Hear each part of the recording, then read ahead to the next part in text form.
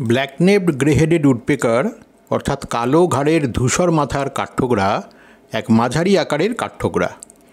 দৈর্ঘ্যে এরা প্রায় 10 ইঞ্চি, ডানার বিস্তার প্রায় 15 ইঞ্চি, ওজন প্রায় 125 গ্রাম। এদের পৃথিবীর বিভিন্ন দেশে দেখা গেলেও ভারতে যে প্রজাতি দেখা যায় তা এদেশেই বসবাস করে, অর্থাৎ এরা ভারতের রেসিডেন্ট বার্ড, পরিযায়ী পাখি নয়।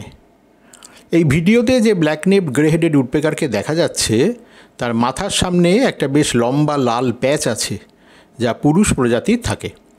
আকারে কিছুটা ছোট হলেও এদের দেখতে বেশ সুন্দর হওয়ার জন্যই যারা পাখির ছবি তুলতে ভালোবাসে তারা এই পাখিকে দেখতে পেলে এদের ছবি না তুলে থাকতে পারে না। ব্ল্যাক-নেভড গ্রে-হেডেড উডপেকারকে অনেক সময়ই যে অবস্থায় দেখা যায় তা হলো এরা খুব দ্রুততার সঙ্গে তাদের ঠোঁটের সাহায্যে গাছের ডালে ঠোকরাচ্ছে, যার ফলে সেখান থেকে বিভিন্ন ধরনের পোকামাকড় বেরিয়ে আসে যেগুলো তারা খায়। যার মধ্যে থাকে কাঠপিঁপড়ে, পিঁপড়ের অন্য ভ্যারাইটি যেমন লাসিয়াস এবং মার্মিসিনি, শুঁয়োপোকা, বার্ক বিটল লার্ভা, মাছি, মাকড়সা ইত্যাদি ইত্যাদি।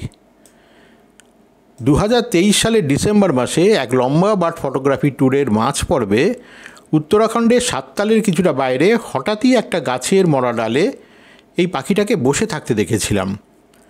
মজার ব্যাপার হলো যে পাখি অত্যন্ত ছটফটে এবং অনেক সময়ই ক্যামেরায় যাদের পরিষ্কার ছবি তোলা বেশ শক্ত, সেই পাখি কখনো কখনো অত্যন্ত শান্তভাবে দীর্ঘক্ষণ বসে থাকে। দেখে মনে হয় শান্তভাবে এক জায়গায় বসে সে গভীর কিছু ভাবছে বা ভেবেই চলেছে।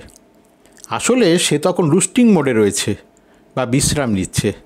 আমার সৌভাগ্য যে আমি তাকে এইভাবে বিশ্রামরত অবস্থায় দেখেছিলাম। এইভাবে সে প্রায় 15 মিনিটেরও বেশি সময় সেখানে একইভাবে বসেছিল, মাঝে মাঝে একটু আধটু শুধু মাথা ঘোরাচ্ছিল, যার ফলে আমার পক্ষে তার ভিডিও তুলতে সুবিধাই হয়েছিল। ব্ল্যাক-নেভড গ্রে-হেডেড উডপেকারের এই ভিডিওটা দেখে কারোর মনে হতেই পারে যে পাখিটা কোনো এক অজ্ঞাত কারণে আমাকে এতটা লম্বা ভিডিও তোলার সুযোগ করে দিয়েছিল।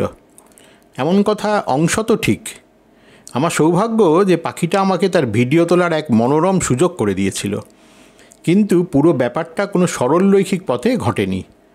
উত্তরাখণ্ডের বার্ডিং হটস্পট সাততালের আউটস্কার্টে, অর্থাৎ সাততাল শহরের বাইরে পাখির খোঁজে ঘুরতে ঘুরতে হঠাৎই চোখে পড়েছিল একটা ব্ল্যাক-নেভড গ্রে-হেডেড মেল উডপেকার গাছের এক মরা ডালে বসে রুস্টিং করছে বা বিশ্রাম নিচ্ছে।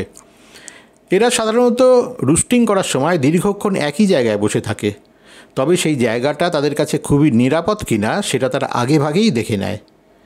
এখানেও যে তেমনই ঘটেছিল, অর্থাৎ এভাবেই যে সে জায়গা পছন্দ করেছিল তাতে কোনো সন্দেহ নেই।